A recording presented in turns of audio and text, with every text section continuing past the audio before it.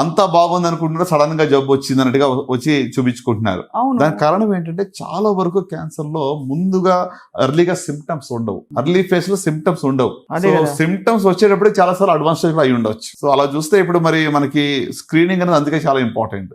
Screening ఎవరికి చేస్తాము? Symptoms లేని వాళ్ళకి. నార్మల్ గా ఉన్నాను, నాకు ఏమి ఇబ్బంది లేదు అనుకున్న వాళ్ళకి చేసే పరీక్ష స్క్రీనింగ్ టెస్ట్లు అంటాం.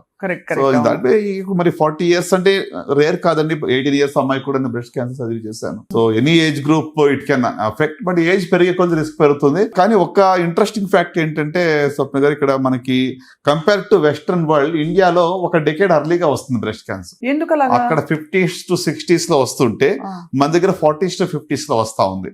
సో అంటే జియోగ్రఫీ కావచ్చు, లైఫ్ స్టైల్ కావచ్చు, ఓవరాల్ గా హెరిడిటరీ ఫ్యాక్టర్ కానీ మల్టీ ఫ్యాక్టోరియల్ అని.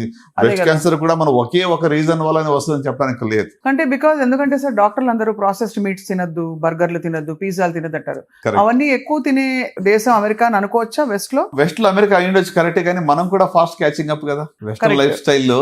ఖచ్చితంగా మనం కూడా ఫాస్ట్ క్యాచింగ్. అంటే మనకి అంత తొందరగా రావడానికి డిఎన్ఏ మార్పులు ఏమైనా జరుగుతున్నాయా? డెఫినెట్లీ. అంటే మనకి అగైన్ జియోగ్రఫీ వైజ్ కానీ లేకుంటే జన్యు పరంగా కూడా కొన్ని మార్పులు ఉంటాయి. సో ఎగ్జాక్ట్ రీజన్ మనకు తెలియదు వై 1 decade early అని చెప్పి.